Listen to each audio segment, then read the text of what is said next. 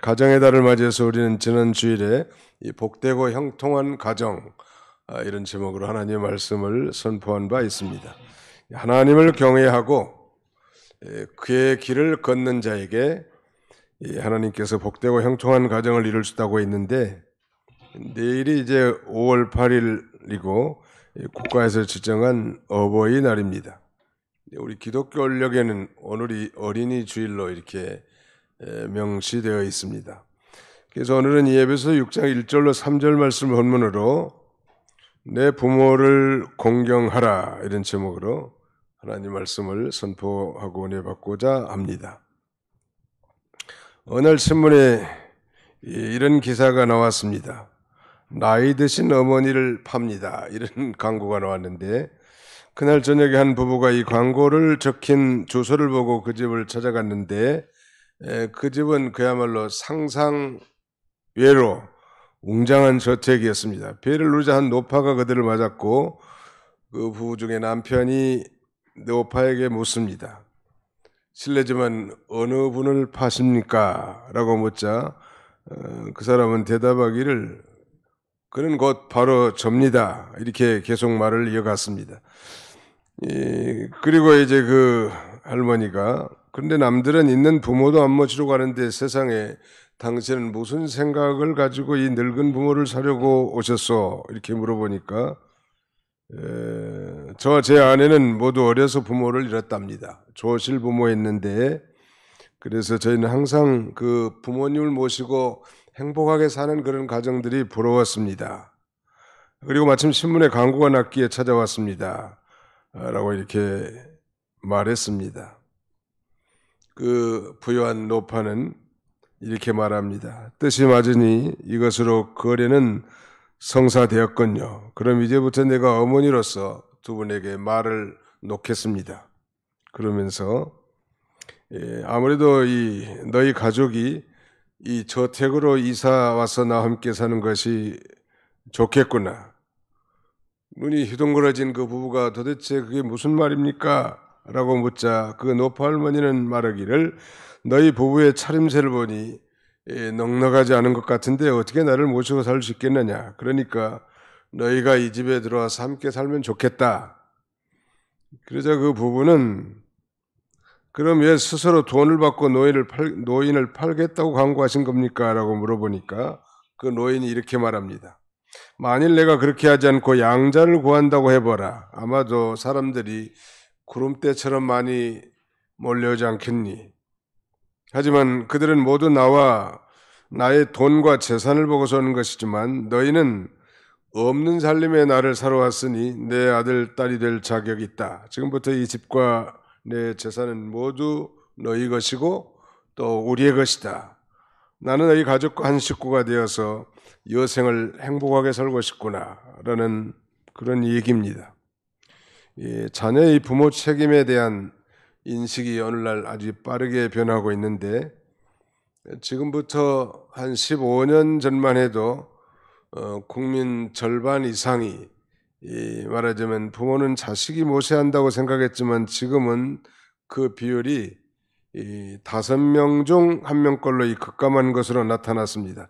한국보건사회연구원의 2022년도 한국복지패널 조사 분석 보고서에 의하면 지난해 총 7,865가구를 대상으로 한 제17차 한국복지패널 조사에서 부모 보양의 책임은 자식에 있다는 의견의 응답자의 3% 정도가 매우 동의한다라고 대답했고, 18% 정도는 동의한다라고 응답했습니다. 두 개 다 합해봐야 21%만이 부모 부양의 자녀 책임에 동의한 것입니다. 그러니까 10명 중에 5명 중에 1명꼴로 부모 부양 책임이 있다고 응답한 것인데, 물론 우리 그리스도인들에게 설문을 조사했다면 좀 다른 결과가 나왔겠죠. 나는 이 뉴스를 보고 우리 부모들이 아무튼 정신을 똑바로 차리고 천당 갈 때까지 자력갱생해야 되겠구나 라고 이렇게 생각을 했습니다. 자녀의 위치에서 부모에 대한 그 지켜야 할 이 성경적 교훈은 무엇이고, 또 이 부모 공경을 잘한 효자들에게 약속하신 하나님의 축복의 약속은 무엇인가? 오늘 세 가지 관점에서 말씀을 선포하고자 합니다. 자, 주보 순서지 오늘의 말씀 요약을 보시기 바랍니다. 내 부모를 공경하라. 자녀 유치에서 부모 공경에 대해 지켜야 할 성경적인 교훈, 그리고 부모 공경을 잘한 효자들에게 주신 축복의 약속이 무엇인가? 한번 따라서 해봅시다. 주님 안에서 부모님을 순종할 것, 조건 없이 부모님을 공경할 것, 부모 공경을 잘한 자들에게 약속된 축복. 네, 그 첫 번째, 이 자녀 유치에서 이 부모 공경에 대한 성경적 가르침은 주님 안에서 부모님을 순종하라는 거예요. Obey your parents in the Lord. 주님 안에서 여러분들의 부모님들을 순종하십시오. 말세에는 디모데전서 3장 2절을 보니까 사람들이 부모를 거역하며 라고 씁니다. 바울은 이 말세에는 부모를 거역하는 시대라는 거예요. 실제로 그렇잖아요. 오늘 지구촌 도처에서 부모와 자식과 부모 사이의 그 폐륜적 범죄가 난무하고 있는 것이 현실인데, 바울은 이 아들과 같은 디모데에게 이런 부모를 거역한 이 폐역한 시대에 그런 자리에서 돌이키라고 말하고, 동시에 에베소서에 보는 편지에서는 주님 안에서 부모님을 순종하라는 거예요. 그렇다면 여기 부모는 구체적으로 누구를 지칭할까? 부모.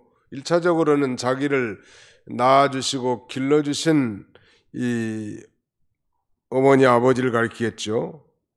또 결혼한 사람들은 시부모님과 그다음에 장인 장모도 부모의 이런 혈연 관계뿐만 아니라 바울 같은 이 신앙의 지도자, 그리고 이 정당한 모든 권위, 즉 합법적으로 세워진 모든 권세에 대한 복종이 제5계명에 함축하는 의미입니다. 내 부모를 공경하라. 이 말은 단순한 혈연관계의 부모뿐만 아니라 신앙의 지도자뿐만 아니라 더 나아가서는 모든 합당한 정당한 권세에 대한 복종이 포함되어 있고, 궁극적으로는 영혼을 창조하신 하나님을 경외해야 할 것을 가리킵니다. 그런 의미에서 우리 기독교의 이 부모 공경은 단순한 윤리 의식이 아닌 주님을 경외하는 마음에서 나온 것인데, 이 부모님에 대한 효도를 통해서 올바른 신앙의 원리를 배울 수 있는 것입니다. 그래서 이 부모 공경의 최고의 목적은 뭐냐면 이 모든 권위에 대한 존중일 뿐만 아니라 눈에 보이는 부모님을 경외함으로써, 공경함으로써 보이지 않는 하나님을 잘 공경하도록 배우게 하기 위한 것. 어떤 주일학교 관사님이 아이들에게 하나님이 어떤 분이십니까? 이런 질문에 대해서 하나님은 내 아버지와 같은 자란다, 이렇게 설명을 했다고 합니다. 근데 그 어린아이 아버지는 늘 술이나 먹고 주사하고 엄마를 패대 끼치는 이런 못된 아버지였다는 거예요. 그래서 눈물을 흘렸다는 거예요. 하나님이 도대체 이런 분이라면 슬픈 일이 아니겠는가? 참 비극적인 일이지만 정상적인 부모라면 자식을 향한 이 정말 뗄 수 없는 그런 애정을 갖는 것이 본능인데, 오늘 이 폐역한 시대에 부모로서 제대로 그야말로 자녀를 노엽게 할 뿐만 아니라 못되게 행한 그런 자들이 너무 많은 건 너무 한심스러운 일입니다. 자, 이 주님 안에서 순종하라고 하는 것은 구체적으로 이 주님 안에서 순종하라고 하는 것은 구체적으로 하나님의 말씀 안에서 순종하라, 그런 말이에요. 말씀 바깥에서는 순종할 수 없다는 것이죠. 즉 하나님 말씀에 위배되지 않는 한 자신의 부모님께 순종해야 한다는 말씀인데요. 가령 부모님이 불신자이거나 악한 사람이라고 해도 거기에는 동참하지 말고, 우리 주일 학생들이 몇 명 왔는데 조인 집사님 한번 나가보세요. 네. 부지런해가지고 아무도 일찍 안 내보니까. 오늘 무슨 선물 주는 날인지도 몰라 저렇게 빨리 온 거 보니까.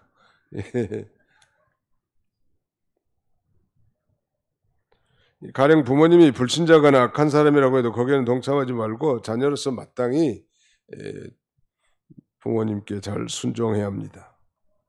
그렇지만 우리가 이 지상에 계신 우리 부모님을 순종해야 한다는 그런 이유 때문에 하늘에 계신 하나님 아버지께 불순종해서는 안 된다 하는 걸 내포하고 있는 것입니다.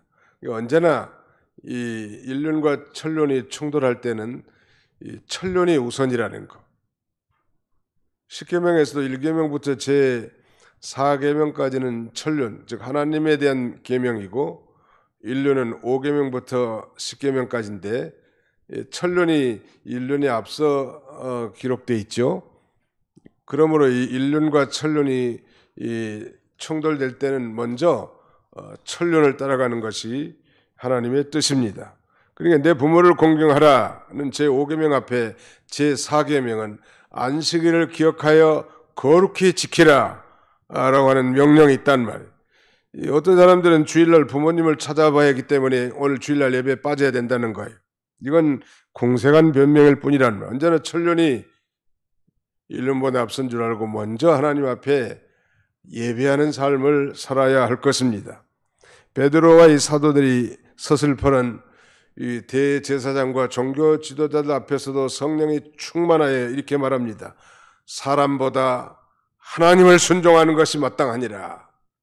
사람, 우리 부모님도 당연히 우리가 순종해야 되지만 주님 안에서 순종해야 된다는 것. 예수님께서도 아버지나 어머니를 나보다 더 사랑하는 자는 내게 합당하지 아니하고 라고 그렇게 말씀합니다.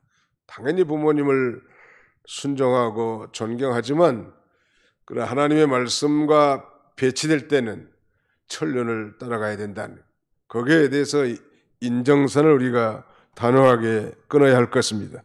믿는 자녀가 이 부모 순종에 대한 문제와 자신의 믿음을 지키는 것과 상충될 때는 주님께 대한 순종이 선행돼야 된다는 것. 그것이 바로 주님 안에서 부모님을 순종하라는 의미입니다. 그러나 그 외에는 성도가 우리 부모님께 대해서 적극적으로 순종해야 된다는 것. 1차적으로 순종은 부모님의 말씀을 잘 순종하는 것일 것입니다. 엘리의 두 아들 홈리와 비나스는 아버지의 말을 불순종했고 결국 그들은 저주를 받아 전쟁터에서 비참한 최후를 맞습니다. 모세는 이 패역한 아들을 이렇게 다스리라고 말합니다. 옛날 그 시골에서는 이 덕석말이라는 게 있습니다.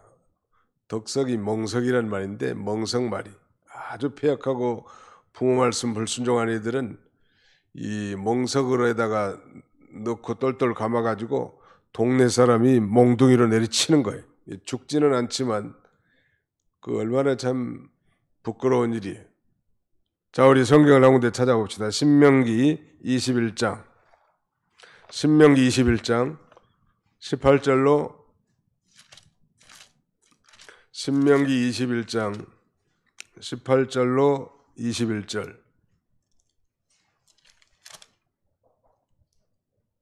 같이 한번 읽어보겠습니다. 신명기 21장 18절 294쪽인데요. 시작.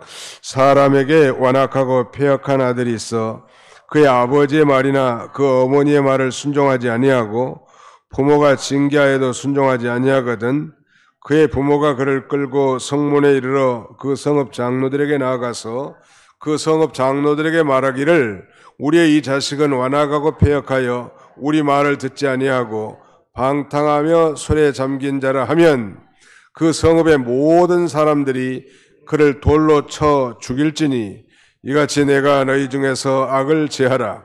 그리하면 온 이스라엘이 듣고 두려워하리라. 아주 돌 처형을 시키라는 거야. 아주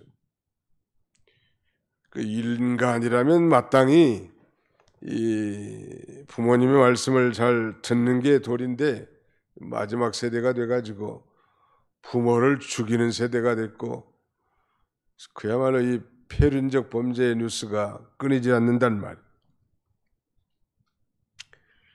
더 나아가서 순종은 하나님의 말씀을 부모님의 말씀을 순종하는 것뿐만 아니라 부모님을 기쁘시게 해드리는 거예요.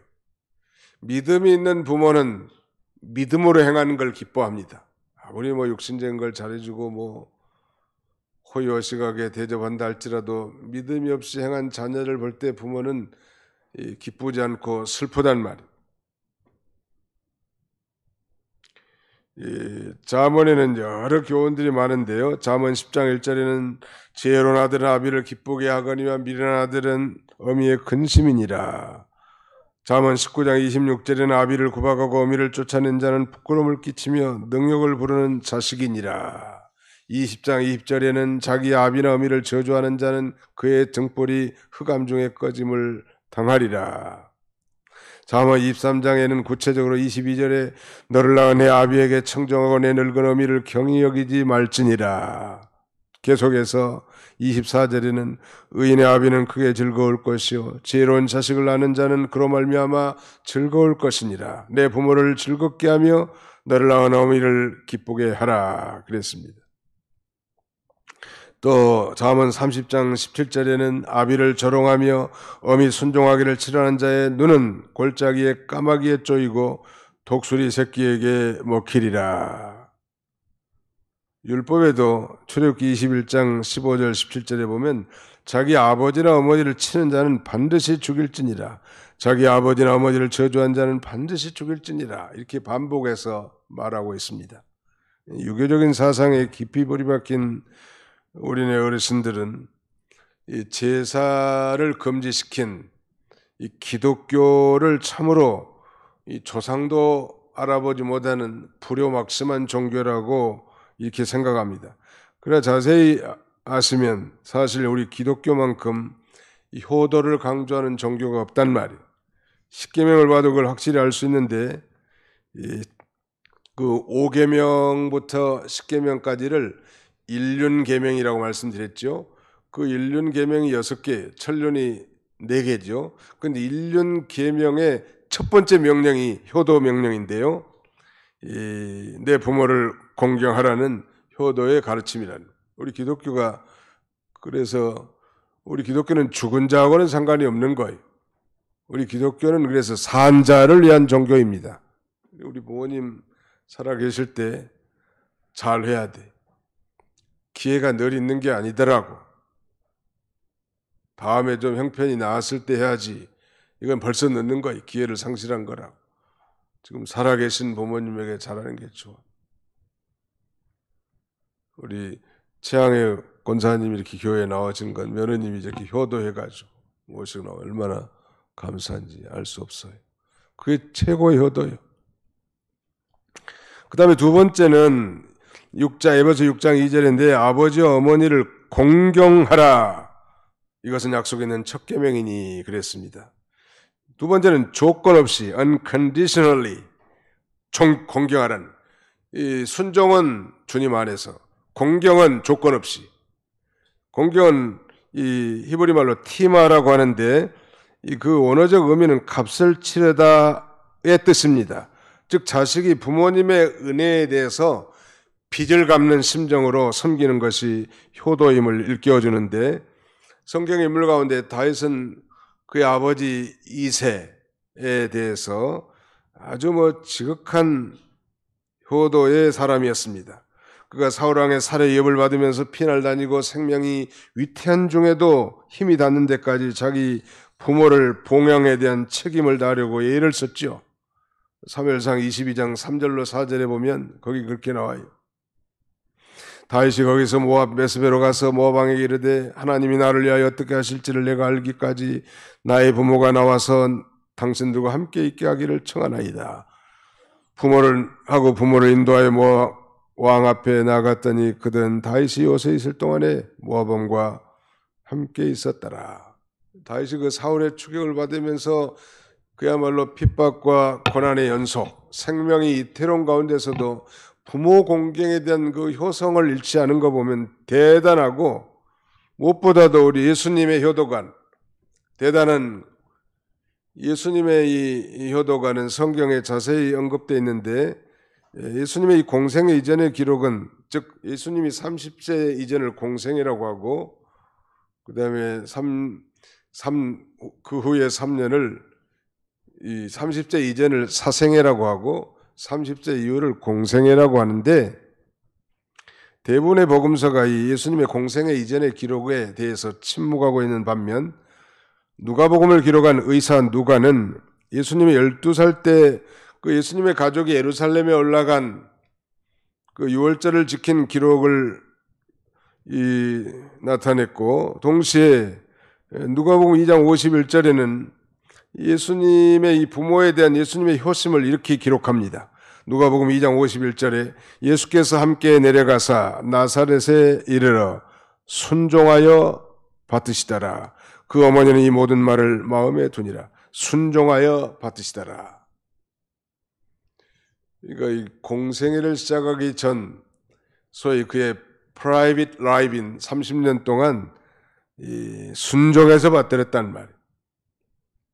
누가복음을 기록한 누가는 특별히 예수님을 한 가정의 자녀로서 충실한 인자, 충실한 사람의 아들로서 예수님을 그리고 있는데, 예수님은 이후에 세례 요한부터 세례받을 때까지 18년 동안, 12살 이후부터 18년 동안 나이 30세가 될 때까지 갈릴리 나사렛에서 그의 동생들과 부모님과 함께 지내셨는데, 아마 아버지 요셉의 가업인 목수직을 도왔던 것 같고, 동생들을 보살피고 어머니 마리아를 봉양한 것입니다. 성경에 아버지 요셉에 관한 기록은 더 이상 언급이 되지 않은 걸로 봐서 추측컨대 그 어간에 아버지 요셉이 일찍 죽은 것으로 생각됩니다. 그러니까 아버지 요셉이 일찍 죽자 장남인 예수님이 목수 일을 하면서 그의 가족을 부양한 것으로 여겨집니다. 또 예수님이 공생의 기간 중에도 그의 이 교훈을 우리가 엿볼 수 있는데, 예수님이 한 번은 이 바리새인들의 그 고르반 사상을 날카롭게 비난한 적이 있습니다. 지적했죠. 예수님 당시 어느 이 부르자식이 나의 재산이 고르반이 되었다라고 이렇게 맹세한 다음에 일부를 성전에다 헌납하고 나머지 전체를 자기 소유로 삼아서 부모 공경, 부모님 모시기를 거부한 일이 자주 있었다고 합니다. 이 고르반이라고 하는 말은 a gift devoted to God, 하나님께 헌신된 제물, 하나님 앞에 이건 바쳐졌으니까 이렇게 말하면서 성전에다 조금 헌금하고 나머지는 전부 자기가 착복하면서 하나님께 바쳐진 거기 때문에 이걸 가지고 부모님을 봉양할 필요가 없다, 이런 아주 율법주의가 생긴 거예요. 다시 말씀드리면 하나님께 대한 거창한 헌신이라는 타이틀을 가지고 부모와 가족에 대한 책임과 의무를 회피하는 일이 있다면 그게 바로 오늘날 고르반 사상, 나는 믿는 일을 해야 되기 때문에 목사니까, 장로니까, 권사니까, 나는 구역장이니까 가정일은 생각할 필요가 없다고 하면서 소홀히해서는 결코 안 될 걸 우리에게 가르쳐 줍니다. 하나님을 사랑한다고 해서 부모를 사랑하지 않아도 되는 것이 결코 아니라는 것. 하나님께 헌금했다는 것이 부모에게 물질로 봉양한 의무를 면제해 주는 것이 결코 아니라는 것. 마땅히 하나님의 백성들이 부모에 대한 도리를 다해야 할 걸 성경은 가르치고 있습니다. 뿐만 아닙니다. 우리 주님이신, 우리의 선생이시고 스승이신 우리 예수님의 그 효도의 절정은 바로 이 십자가 상에서였습니다. 십자가에 가시면류관을 쓰시고 양손은 그야말로 양손과 발은 대못에 박힌 채 물과 피를 쏟아가면서 서서히 기진맥진하다가 죽어가는 그런 가운데서도 그는 정말 피로 범벅이 되어서 입술과 입술이 붙어서 더 이상 떨어지지 않는 그 입술을 간신히 떼면서 7마디를 했는데, 그것이 그 유명한 예수님의 가상 7언이죠. 그 7마디 가운데 이 세 번째 예수님이 하신 말씀은 예수님의 효성을 아주 극적으로 드러낸 거예요. 이제 거기 자기 앞에, 십자가 앞에 자기 어머니 마리아도 있고, 가장 예수님의 제자 가운데 젊은이라고 추측되는 이 사도 요한이 있었습니다. 그래서 이제 죽어가면서도 그 어머니를 향해서 어머니여 아들이니다. 그 사도 요한을 가리켜서 아들이다 이제. 그리고 사도 요한에게는 이제 내 어머니니라 라고 하면서 자신은 비록 인류를 죄에서 구속할 그 위대한 구속 사역을 성취하면서 이 지상을 떠나지만 그러나 남겨두신 그 어머니에 대한 그 효도를 결코 잊지 않은 것은 우리가 아무리 어려운 가운데 있다 할지라도 부모 효도에 대해서 면죄를 받은 사람들은 결코 없다는 사실을 기억해야 합니다.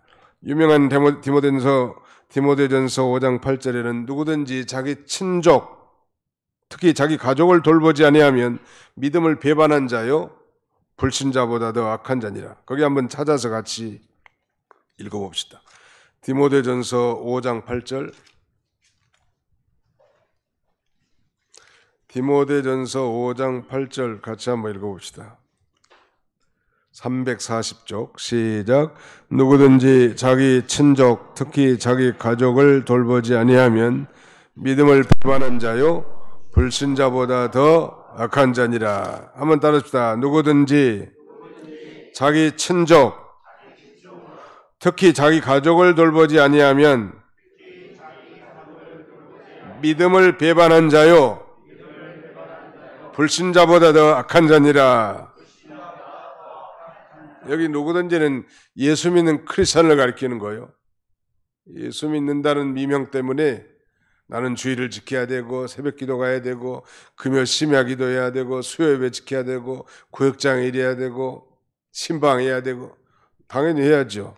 그렇다고 해서 부모님을 방치해 두거나 부모님에 대한 의무를 소홀히 하는 것은 신자들이 올바른 자세가 아니고 오히려 불신자보다 더 악한 자라고 하지 않았습니까? 자, 그렇다면 이 부모 공경은 구체적으로 어떻게 해야 될까? 부모 공경은 첫째 영적인 효도, 그 다음에 두 번째는 정신적인 효도, 그 다음에 세 번째는 육체적인 효도. 정신과 육체뿐만 아니라 영적인 효도를 해드린 게 최고 좋은 효도예요. 제일 큰 효도는 부모님이 예수님을 잘 믿도록 도와주는 거예요. 왜냐면 어차피 우리가 다 이 세상을 한번 다 죽게 될 건데 부모님이 지옥 가면 되겠냐는 말이에요. 예수를 믿고 천국에 갈 수 있도록 해드린 게 최고의 효도고, 정신적으로는 부모님 마음을 좀 편안하게 해드려야 합니다. 부모님들이 다 알아요. 자녀가 뭐 5명이면 내가 어느 집에 가면 제일 편안하게 밥을 얻어 먹을 수 있는가. 부모님들이 머리가 비상하다고. 5 자녀들 가운데 자기가 가면 제일 자기를 편안하게 해준 데가 있다고. 근데 거기에 머물기를 원하는 거예요. 아들보다는 아무래도 딸이 더 편안한 것 같고, 부모님 입장에서는. 며느리보다는 요새는 뭐 사이가 더 편하대요.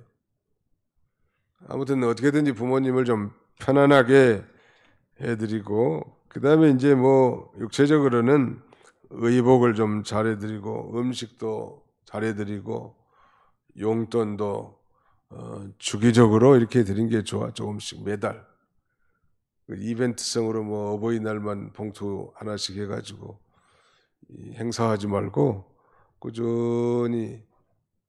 요새 뭐 국민연금이 효자라는 거 아니에요? 그날 되면 착착 들었는데 매달 25일 되면 얼마가 착착착 입금된대, 자기 통장에다. 어떻게 자기 아들보다도 훨씬 더 정확해. 한 번도 빠지 않는다. 국가가 효자예요, 요새는. 아무튼 그러나 우리 자녀들이 효도를 잘해야 되는데 가장 중요한 것은 영적인 효도예요. 예수 잘 믿도록 도와주는 것까지. 어떻게든 이제 나이가 들면 이제 뭐 손도 떨려서 텔레비도 못 켜는데 TV 방송, 기독교 방송도 틀어드리고 또 성경도 듣게 해주시고 늘 찬송도 틀어서 이렇게 은혜 가운데 살도록 도와주는 거예요. 아무튼 뭐 저도 이렇게 설교는 하지만 제대로 못 해가지고 부끄럽게 한이 없습니다. 근데 이제는 더 이상 뭐 부모님도 다 돌아가시고 장인 장모님도 다 돌아가시고 이제는 뭐 하고 싶어도 못해. 이제 교회 이제 어른들 잘 섬기는 게야말로 내 나머지의 이 지상 효도가 아닌가 싶습니다. 그 기간이 내내 있는 게 아니더라고. 난 좀 잘해드리려고 했었는데 마음 먹는 순간 벌써 없어 지상에. 목사라고 바쁘다고 잘 찾아뵙지도 못하고 뭐 사례비를 많이 받아야 좀 듬뿍듬뿍 봉투도 드릴 건데 그렇게도 하지 못하고 아무튼 죄송한 것밖에는 없는데 껄껄껄 하면 이미 늦은 거예요. 그때 잘할 걸, 그랬어야 할 걸, 껄껄껄 하다가 꽤 간다는 말이 있어. 그러니까 아무튼 그런 감동이 오면 잘 섬기는 게 참 중요합니다. 오늘 여기 이 부모 공경이 쉬운 건 아니에요. 그래서 기독교에서 이 자녀가 부모를 잘 공경하는 것은 약속 있는 첫 계명이라고 했습니다. 그러니까 5, 6, 7, 8, 9가 1년지 계명인데 그 첫 번째가 5계명이에요. 이 5계명에는 보너스가 달려 있습니다. 그 보너스가 바로 오늘 보면 에베소 6장 3절에 2절 하반절에 이것은 약속 있는 첫 계명이니 3절 이로써 내가 잘 되고 땅에서 장수하리라. 번영과 장수의 축복이 거기 보장되어 있습니다. 부모 공경이 얼마나 어려우면 그런 보너스 약속이 주어졌겠는가. 내 아버지 어머니를 공경하라. 이것은 약속 있는 첫 계명이니 이로써 내가 잘 되고 땅에서 장수하리라. 잘 되고 형통한다는 말이죠. 땅에서 장수하리라. 이 잘 되고라고 하는 이거 잘 되게 해준다, 형통하게 해준다는 모든 일이. 부모 공경을 잘한 사람들은 그 부모님의 그 삶의 지혜, 그 다음에 그 관록을 다 배우게 돼요. 그러니까 실수가 줄어들 수 있겠죠. 오랜 세월 살면서 인생의 성공과 실패에 대한 많은 경험과 지혜를 가지고 있단 말. 그래서 그 자녀들이 부모님을 잘 순종하고 공경하면 그런 그 경험적 지식을 연로한 부모님을 통해서 얻을 수가 있고 지혜로운 자가 된단 말. 제가 그 가락 동북에서 목회하는데 그 전상기 집사님이라는 분이 계셨어요. 결혼해서 40년 동안 장모님을 친부모 이상으로 잘 모신 분인데 그 장모님은 그 6.25 전쟁 때 남편을 여의고 두 딸을 키우면서 청상가부로 살았습니다. 청상가부란 말은 어영 위도우, 아주 젊은 가부, 한 20대 가부 정도 되겠죠. 그 중에 이 큰딸이 이제 교회 집사님이신데 믿음이 좋은 남편을 만나서 친정 어머니를 잘 병행해 드린 거예요. 놀라운 사실은 그 전상기 집사님도 32년간 복을 많이 받아서 한국전력에 들어가 가지고 마침내 그 한국전력 발전소 소장까지 지냈고 두 아들은 또 의사로 키우고 잘 키웠다는 거예요. 하나님께서 부모 공경 잘한 사람들은 형통하게 해주고 장수하게 해주는데 장수라는 건 꼭 오래 산다는 것만 의미하지 않고 무슨 일이든지 중도에 실패하지 않고 잘 되게 해준다는 말. 이게 하나님의 약속이요. 최 목사의 말이 아닙니다. 하나님의 약속의 말씀이고 특별히 10계명 중에 제5계명에 하나님께서 시내산에서 모세에게 직접 주신 친수로 기록해 주신 말씀에 포함된 거예요. 그러니까 만약 이대로만 산다면 그 약속된 축복이 우리에게 임하게 될 것입니다. 자, 이제 말씀을 맺고자 합니다. 우리 기독교에 있어서 이 부모 공경은 다른 종교와 달리 단순히 뭐 윤리의식이나 도덕적 의식이 결코 아닌 주님을 경외하는 마음에서 나오는 것인데 이 부모님에 대한 효도를 통해서 올바른 신앙의 원리를 배울 수 있는 것입니다. 부모 공경과 하나님 경외는 긴밀한 관계가 있는데 부모님의 사랑과 은혜는 곧 예수 그리스도를 통해서 우리를 사랑하시는 하나님의 은혜와 사랑의 모형이고 그림자입니다. 그런 면에서 유명한 종교 개혁자 마르틴 루터는 부모는 하나님의 대리자이다 라고 이렇게 갈파했습니다. 하나님이 어떤 분이실까? 우리 부모님을 통해서 그 하나님의 사랑과 은혜를 이해할 수 있다는 말. 다시 말씀드리면 부모님의 은혜와 사랑을 이해할 수 없는 사람은 결코 하나님의 사랑을 역시 확신하기가 어렵다는 것입니다. 그러므로 부모 공경의 최고의 목적은 모든 권위에 대한 존중뿐만 아니라 눈에 보이는 부모님을 공경함으로써 보이지 않는 하나님 아버지를 잘 섬기도록 공경하도록 배우기 위한 것입니다. 5월 가정의 달을 맞이해서 아직까지도 우리 부모님, 시부모님, 장인, 장모님 가운데 살아있다면 기회가 있는 거 아니에요. 가슴 떨리는 그런 마음을 가지고 하나님의 말씀이니까 이대로 좀 실천을 해서 아주 복된 가정이 다 되시고 하나님이 약속하신 모든 축복을 누리는 저와 여러분들이 다 되시기를 주님의 이름으로 축원합니다. 기도합시다. 기도하겠습니다. 살아계신 우리 아버지 하나님 감사합니다. 오늘도 아버지의 온근 각처에서 살아가는 성도들을 불러 이른 아침 일부 예배로 참여하게 해주시고 내 부모를 공경하라 하는 주님의 이 엄미하신 십계명 가운데 제5계명의 말씀을 다시 한번 살펴보면서 이는 정말 주님 안에서 부모님을 순종할 뿐만 아니라 조건 없이 부모를 공경한다 하라고 했사오니 아버지 하나님 말씀대로 잘 준행함으로 그 하나님 약속된 모든 축복을 누리는 우리 모든 성도들이 다 되게 해 주시옵소서. 동일하게 우리가 부모로서 우리 자녀들을 노엽게 하지 말고 주님의 교양과 훈계로 우리 자녀들을 잘 길러서 하나님을 잘 섬길 수 있도록 인도해 주실 때 어려서부터 아니 뱃속에서부터 젖 먹을 때부터 성경을 가르치고 깨닫게 해서 이들 정말 살아서 하나님이 주신 모든 이 말씀을 준행하고 또 하나님의 축복의 통로로 쓰임받는 우리 자녀들이 다 되게 해 주시옵소서. 예수님의 이름으로 기도하옵나이다. 아멘.